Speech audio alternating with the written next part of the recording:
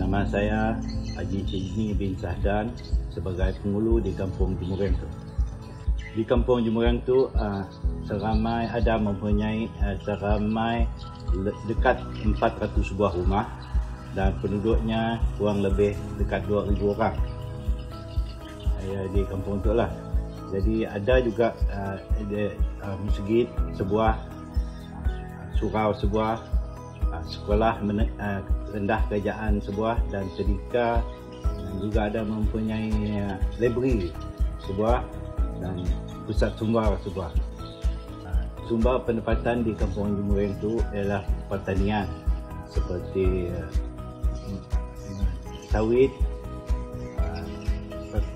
berkebun seperti buah-buahan, sayur-sayuran dan lain-lain lah.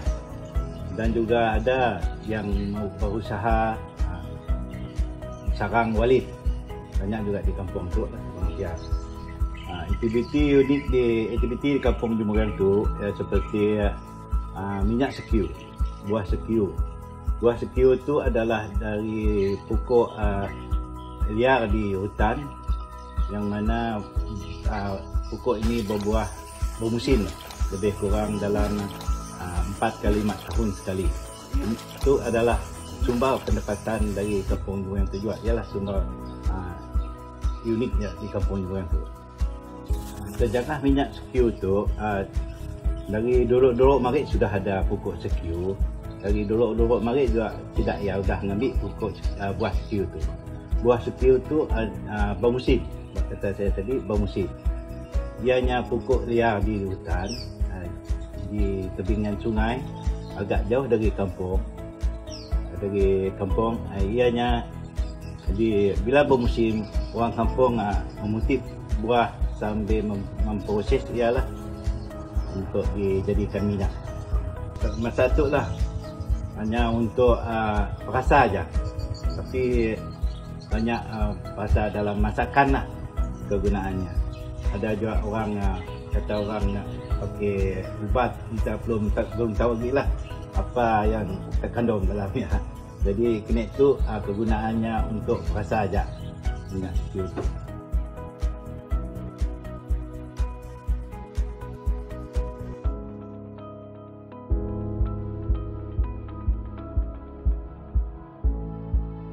Jadi kita pergi kepada pengambilannya dulu, yang mana awal pagi kami akan turun dari rumah kira jam selepas subuh pagi. Perlu menggunakan enjin bot yang 5 horsepower yang makan masa lebih kurang sejam lebih ataupun 2 jam macam tu. Barulah sampai ke kawasan pokok-pokok sekiu, yang mana pokok sekiu ini adalah tumbuhan liar di hutan di tepian sungai. Jadi dalam perjalanan kami 2 jam itu barulah sampai ke kawasan itu, dan mengambil buah sekiu ini adalah dengan pengayak, yang mana buah sekiu ini timbul di atas permukaan air bercampur dengan daun-daun yang terkumpul di bawah oleh arus. Jadi itulah yang dikumpul kami sepanjang hari sampai pukul 1 tengah hari barulah balik. Dan dalam perjalanan balik 2 jam, pukul 3 atau pukul 4 baru sampai ke rumah lagi, yang mana kami akan mengasingkan daun-daun ini tadi dari buah sekiu itu sehinggalah sekiu itu menjadi bersih. Kemudian setelah sekiu itu dibersihkan, perlu dijemur sehingga kering. Untuk memastikan buah sekiu itu kering, kita perlu goncangkan dengan tangan sehingga mengeluarkan bunyi sekiu itu bergoncang isinya. Jadi itu menandakan buah sekiu itu cukup kering. Bila sudah cukup kering, barulah proses untuk memecah buah sekiu itu menggunakan guni halus, kemudian dipukul dengan kayu supaya memudahkan pembuangan kulit buah sekiu itu untuk mengambil isi di dalam itu. Kemudian setelah diasing, ditampi, mengasingkan kulit-kulit sekiu itu, isi sekiu itu tadi perlu ditumbuk supaya ianya menjadi halus dan diayak supaya secukup-cukup halusnya sebelum dipaiskan. Jadi sudah cukup halusnya, proses memaisnya perlu menggunakan kulit kayu yang dinamakan kayu is.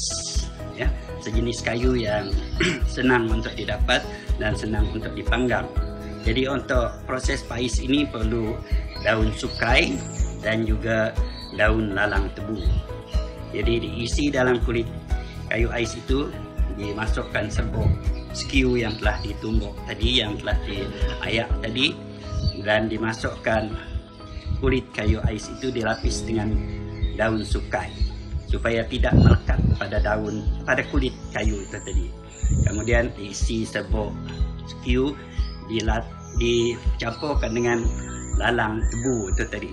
Tujuan lalang tebu ini adalah untuk memastikan serbuk skew itu masak ataupun tidak semasa dipanggang.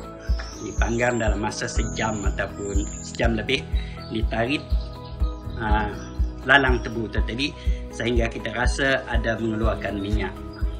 Barulah dimasukkan dalam kapisan. Ya, istilah Melanau dia kapisan. Dimasukkan dalam kapisan ini, dilapis dengan kain. Dalam kapisan itu anyaman kapisan. Dalam itu ada kain sebagai penapis minyak itu. Dimasuk ke dalam, barulah diapitkan dalam alas. Istilah Melanau pengampit itu tadi dinamakan alas. Jadi alas ini akan mengampit menggunakan baji dan jack. Zaman moden ini menggunakan jack, ya, supaya alas itu mengampit dan menghasilkan minyak skew itu tadi. Dalam purata minyak skew ini 10 kilo akan boleh mengeluarkan 3 botol, ya, kira kasarnya. Dan selepas mengambil minyak itu tadi, dimasukkan ke dalam botol.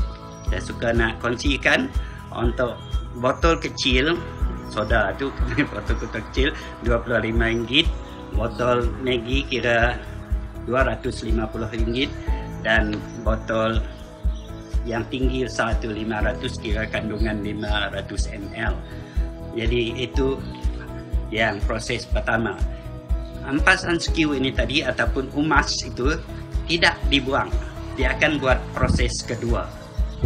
Perlu ditumbuk lagi setelah dialas itu tadi, ditumbuk semula supaya skew yang dialas itu tadi dihancurkan semula, diayahkan lagi, kemudian dipaiskan semula seperti proses semula tadi.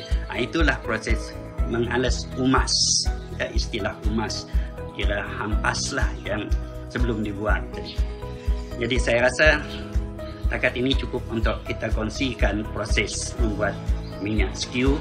Kalau ada masa, insyaAllah musim skew ini akan makan masa jarak 4 ataupun 5 tahun baru sampai satu musim lagi. Jadi itu dapat saya kongsikan. Terima kasih.